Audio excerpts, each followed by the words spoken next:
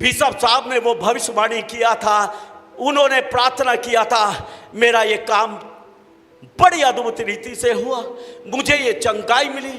Personal pastor Satveer को बताएंगे, मुझे पर्सनल बताएंगे, लेकिन सामने आकर परमेश्वर की महिमा नहीं करेंगे। मैं आपको बता दूं, जब परमेश्वर आपके जीवन में कोई काम करे, आप परमेश्वर का धन्यवाद करें। आप खुलकर सबके सामने गवाहियों को दें, आप बताएं प्रभु ने आपके जीवन में कैसे चमत्कार को किया है, क्योंकि ये आवश्यक है, ये परमेश्वर को भाता है, ये परमेश्वर को अच्छा लगता है कि उसका धन्यवाद किया जाए।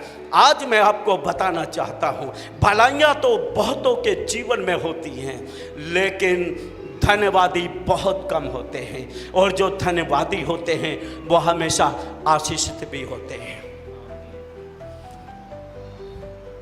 कैंसर से चंगे कई हुए हैं यहाँ पर, वापस तो नहीं आए, लेकिन एक ही है सिस्टर पल्लवी जो 6 साल से इस चर्च में आती और बार बार अपनी गवाही को देती है और परमेश्वर का धन्यवाद करती है।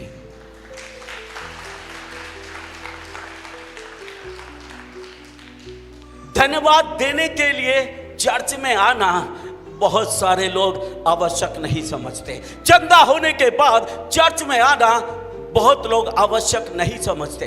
काम होने के बाद चर्च में आना लोग आवश्यक नहीं समझते हैं, लेकिन मैं आपको बता दूं ये अति आवश्यक है। परमेश्वर के भवन में आना, उस परमेश्वर की स्तुति और धन्यवाद करना जिसने आपके जीवन में चमत्कार और चंगाइयों को किया है, ये अति आवश्यक है। ये परमेश्वर को खलता है, ये दुखदाई है परमेश्वर के लिए जब परमेश्वर के लोग धन्यवादी नहीं होते और उसकी भलाइयों को याद नहीं रखते हैं।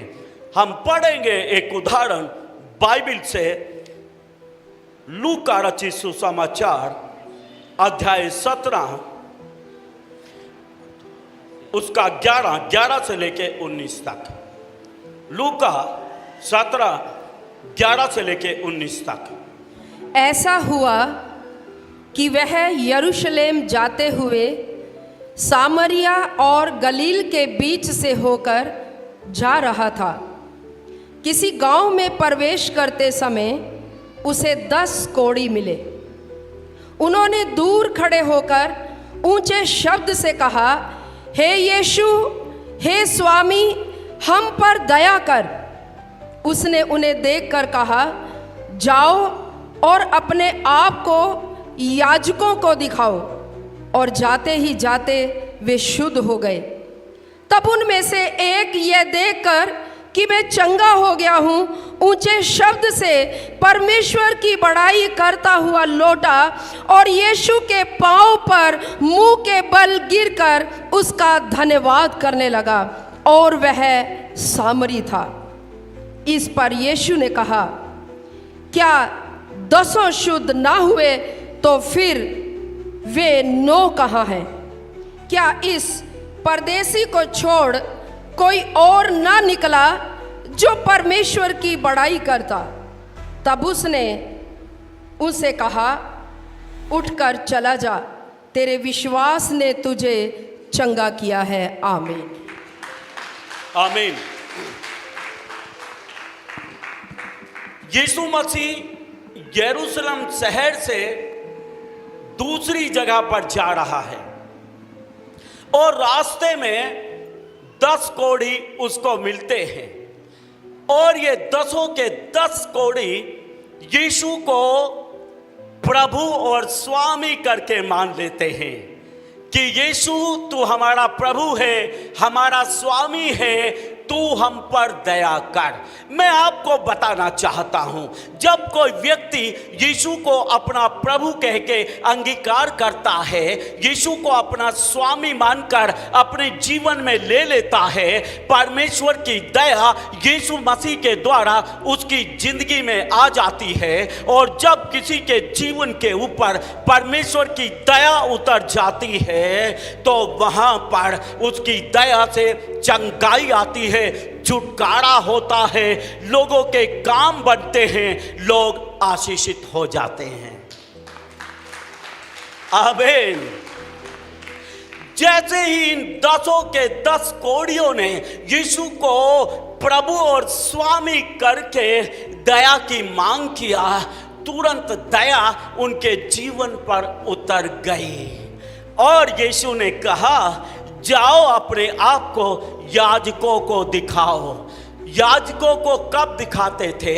याजक का मतलब पुरोहित होते थे, पास्टर जैसे होता है, पास्टर ही होता है। समझो आप कि जाओ अपने आप को पास्टर को दिखाओ, पुरोहित को दिखाओ। पुरोहित को वो कब दिखाते थे? जब एक कोढ़ी चंगा हो जाता था तो वो पुरोहित को दिखाता था, तो वो ही डिक्लेयर करता था, हाँ वो चंगा हो चुका है।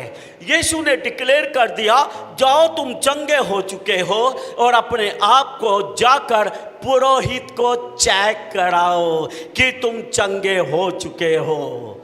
हालेलुया।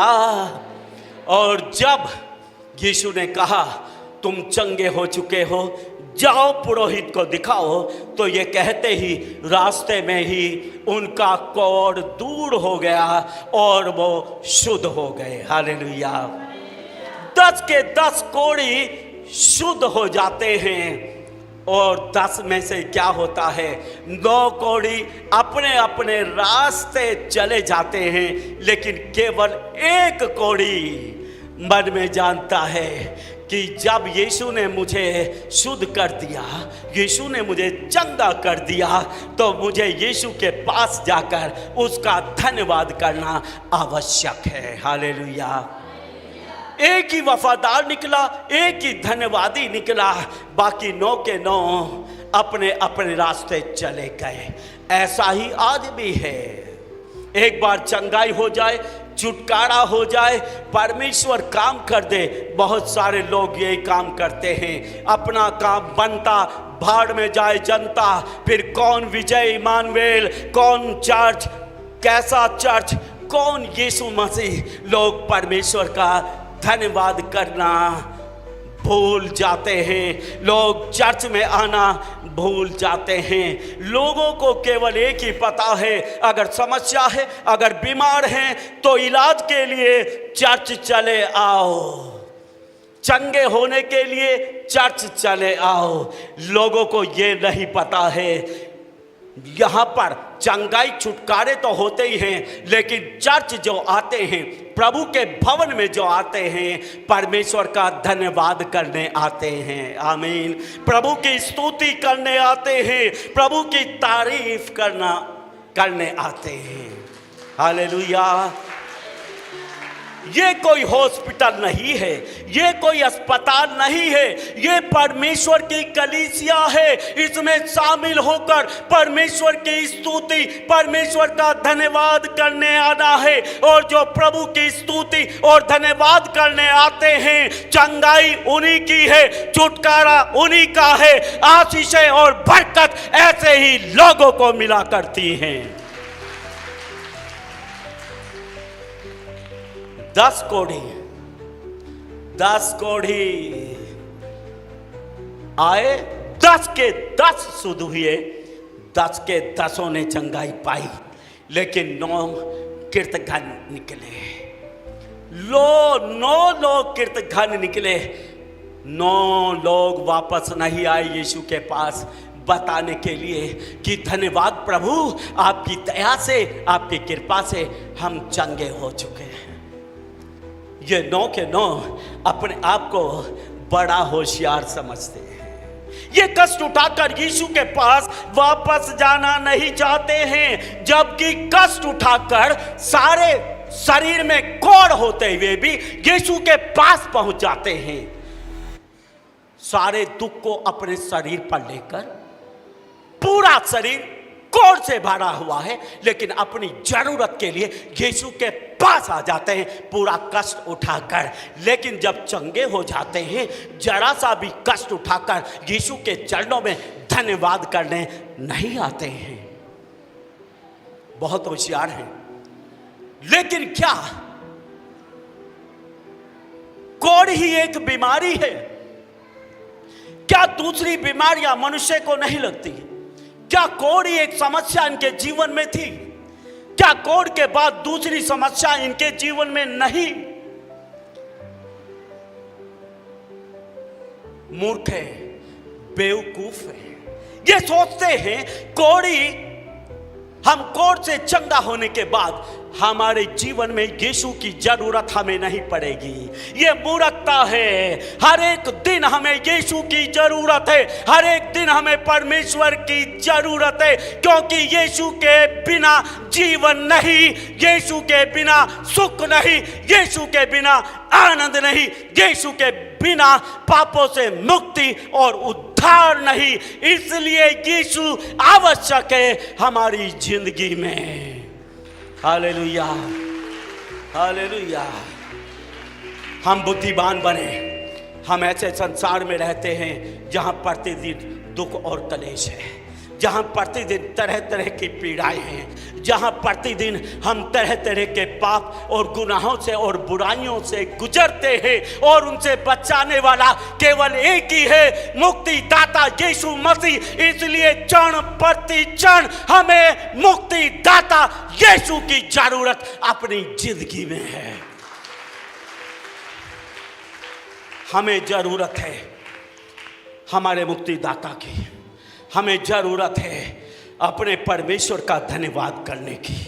हमें जरूरत है यीशु को सदा के लिए अपने जीवन में रखने की, क्योंकि यीशु के बिना हमारी जिंदगी में कुछ भी नहीं है। हालेलुया।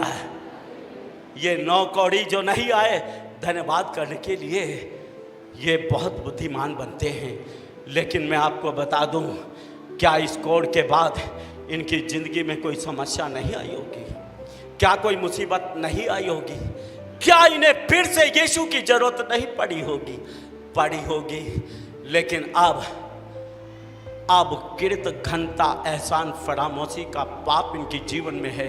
अब ये दूसरी समस्या के लिए यीशु के पास आने को कभी भी राजी नहीं होंगे।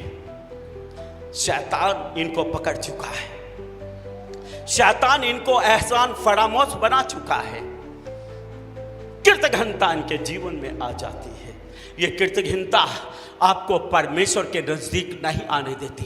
ये एहसान फरामोशी आपको प्रभु के चरणों में आने से रोकती है। इसलिए कृतघ्नता हमारे जीवन में ना हो। हम जीवन भर प्रभु के चरणों में बैठकर परमेश्वर का धन्यवाद देने की आदत बना लें अपने जीवन में। हम एहसान फरामोश ना हो, बल्कि हम हर बात के लिए अपने परमेश्वर के धन्यवादी हो जाए। आमीन। इन कौड़ियों को कुछ नहीं मिला, अनंत जीवन इन्होंने खो दिया, क्योंकि अनंत जीवन तो यीशु में है, और यीशु को छोड़कर ये 9 कौड़ी दूर हो जाते हैं। लेकिन वो कौड़ी, एक कौड़ी जो बचा, वो बुद्धिमान है। वो जानता है जिस यीशु ने मेरा कोढ़ दूर किया, वो यीशु मेरे पाप के कोढ़ को भी दूर करेगा। वो यीशु मेरे जीवन से मौत को भी हटाएगा, और वो यीशु मुझे सदा का जीवन भी देगा। ये कोढ़ी इन बातों को समझता है और आकर परमेश्वर का धन्यवाद करता है। आमीन, आमीन। जाता है, बोलता है, प्रभु यीशु आपका धन्यवाद हो, आपने मेरे कोढ़ से मुझे शुद्ध किया, मुझे चंगा किया। यीशु पूछता है, क्या वो 10 के 10 चंगे नहीं हुए? क्या वो 10 के 10 चंगे नहीं हुए? एक ही है केवल जो मेरे पास आया, वो 9 के 9 कहां चले गए? वो 9 के 9 कहां चले गए? यीशु के लिए पीड़ा की बात है।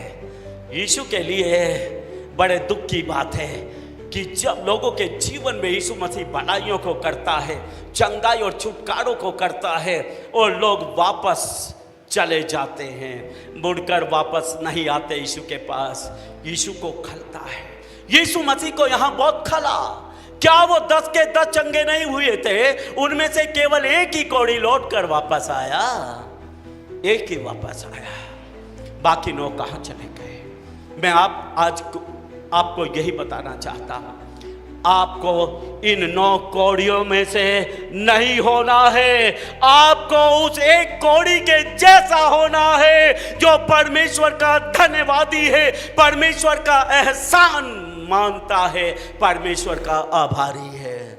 Hallelujah, hallelujah, hallelujah. उसको बोलता चला जा, याजक को दिखा। मैं आपको बताना चाहता हूँ, जब परमेश्वर आपको चंगा करे, अपने पास्टर को दिखाओ, अपने पास्टर को आकर बताओ, पास्टर सतबीर को आकर बताओ। अगर मेरे साथ मौका मिलता मुझे बताओ, स्टेज पे आकर खुले आम गवाही दो कि यीशु ने मेरी इस परेशानी को दूर किया है। हालेलुया, यीशु ने मुझे चंगा किया है। आपने मुझे कितने सालों से आप मुझे सुनते हैं, मैं छोटी सी छोटी बात की गवाही देता हूँ, छोटी सी छोटी बात के लिए अपने परमेश्वर की महिमा करता हूँ, छोटी छोटी गवाहियाँ। हालेलुया, क्योंकि वो भलाइयाँ हैं मेरे परमेश्वर की जो उसने मेरी ज़िंदगी में दी है। मैं उसकी भलाइयों का बखान जीवन भर तक करता रहूँगा, क्योंकि यीशु जैसा कोई नहीं। और जो भलाइयाँ परमेश्वर ने मेरे जीवन में की हैं, ऐसी भलाइयाँ किसी ने मेरी ज़िंदगी में नहीं किया है। आमीन। कोई दूसरा मेरे लिए नहीं, मेरा यीशु, मेरा प्रभु, मेरा मुक्तिदाता मेरे लिए क्रूस पर मरा। उसने मेरे लिए अपना लहू बहाया और मुझे मेरे पापों से छुड़ाया और मुझे आज़ाद किया अपनी सेवा के लिए। आमीन, आमीन। और उसके बारे में लिखा है, उसके पुत्र यीशु का लहू तुम्हें तमाम पापों से शुद्ध करने की क्षमता रखता है। हालेलुया। वो आज भी हमें पापों से छुड़ाता है, वो आज भी हमारे गुनाहों को माफ़ करता है, वो आज भी हम पर दया करता है। इसलिए उसकी दया के लिए उसके चरणों में लगातार बैठे रहें और उसकी महिमा हम जीवन में करते रहें। हालेलुया। वो हमारी निर्बलताओं में हमारा सहायक है, हमारी कमजोरियों में हमारा सहायक है। जब जब हम कमज़ोर होते हैं वो हमें बलवान बनाता है, वो हमारी सामर्थ्य है, वो हमारा बल है, वो हमारी चट्टान, हमारे मस्तक को ऊंचा करने वाला हमारा परमेश्वर है। इसलिए जीवन भर उसके आभारी बने रहें, उसका पीछा करते रहें। हालेलुया। बाइबल के अंदर वो अंधा, वो मंगता, जिसके बारे में कई बार मैं प्रचार कर चुका हूँ कि यीशु ने उसकी आंखें खोली, वो चंगा हो गया। उसको बोलता चला जा, तेरे विश्वास ने तुझे चंगा किया। लेकिन वहाँ पर लिखा है वो अंधा, वो भिखारी आंखें खुलने के बाद यीशु के पीछे हो लिया। हालेलुया। वो गया नहीं, आंखें खुलने के बाद वो गया नहीं, वो यीशु के पीछे हो लिया, क्योंकि वो जानता था जिसने मेरी आंखों को खोला है, जिसने मेरे जीवन में इस चमत्कार को किया है, वो मेरी जिंदगी में चमत्कार पर चमत्कार करता रहेगा। इसलिए वो मेरे जीवन का स्वामी हमेशा के लिए है, वो मेरा जीवन का स्वामी, मेरे जीवन का प्रभु हमेशा के लिए है। आमीन, आमीन। ये 10 में से 9 कौड़ी थे। इन 10 के 10 कौड़ियों ने यीशु को बोला था, हे यीशु, हे हमारे स्वामी। जब जरूरत थी तब यीशु को बोलते हैं, हे यीशु, हे हमारे स्वामी, हे हमारे प्रभु। जब कोढ़ से चंगाई चाहते थे तब हे हमारे स्वामी बोल रहे हैं, लेकिन जब कोढ़ से चंगाई मिल गई तब 9 के 9 चले गए और उसके बाद उसको ना प्रभु कहकर बोलते, ना स्वामी कहकर बोलते हैं। ऐसे दुनिया में बहुत सारे लोग हैं, आशीषित नहीं है, बुद्धिमानी नहीं है। हम चलते रहें यीशु के साथ, उसकी भलाइयों को याद करते हुए, उसके चमत्कारों को याद करते हुए हम उसके साथ चलते रहें, परिस्थितियां चाहे कैसी भी हो। मैं आपको एक बात बताना चाहता हूँ, मैंने अपने जीवन में बहुत सारी परीक्षाओं को सहा है, बहुत सारे दुखों को सहा है। मैंने एक भयानक गरीबी, भयानक कमजोरी को अपने जीवन में देखा है, लेकिन उस समय भी मैं उसको रोकर आंसुओं के साथ बोलता था, यीशु तू मेरा प्रभु है, यीशु तू मेरा स्वामी है। और आज जब परमेश्वर ने बहुत याद की आशीषें और बरकतें मुझे दी हैं, आज भी मैं उन्हीं आंसुओं के साथ हृदय से आज भी ऐसे ही बोलता हूँ, यीशु तू मेरा जीवन है, तू मेरा प्रभु है, मैं तेरे बिना जी नहीं सकता हूँ। Hallelujah, hallelujah. परमेश्वर ऐसे लोगों को चाहता है, ऐसे लोगों को ढूंढता है जो सुख के समय में भी उसको याद रखते हैं। मैं आपको बताना चाहता हूँ, वो हमारे सुख का भी प्रभु है तो हमारे दुखों का भी प्रभु है। वो हमारे दुख के समय भी हमारा प्रभु है, वो हमारे सुख के समय भी हमारा प्रभु है। चाहे दुख हो चाहे सुख हो, कोई फर्क नहीं पड़ता, क्योंकि यीशु मसीह हमारा प्रभु है। Hallelujah, hallelujah. कृतज्ञता नहीं, एहसान फरामोशी नहीं, परमेश्वर के धन्यवादी हूँ। हालेलुया। संसार में जब तक हैं तभी दुख और सुख हैं, लेकिन जब संसार से चले जाएंगे, यीशु मसीह के लोगों आपको बताना चाहता हूँ, लिखा है हमारे आंसू पोंछ दिए जाएंगे। Hallelujah, hallelujah, hallelujah. फिर लिखा है ना कोई दुख होगा ना कोई पीड़ा होगी। Hallelujah, hallelujah. वहाँ पर कुछ भी नहीं, वहाँ शांति है, अनुग्रह है, आनंद का जीवन है जो आप और मैं पाने के लिए जा रहे हैं। हम आशा करते हैं कि आपको ये वीडियो अच्छी लगी होगी और हम आपसे निवेदन करते हैं कि हमारी ये वीडियो अपने दोस्तों और रिश्तेदारों के साथ जरूर शेयर करें, ताकि वो लोग भी परमेश्वर की सच्चाई को जान सकें और आशीषित हों। और हम आपसे कहना चाहते हैं कि अगर आपने हमारे चैनल को सब्सक्राइब नहीं किया है तो जरूर सब्सक्राइब करें।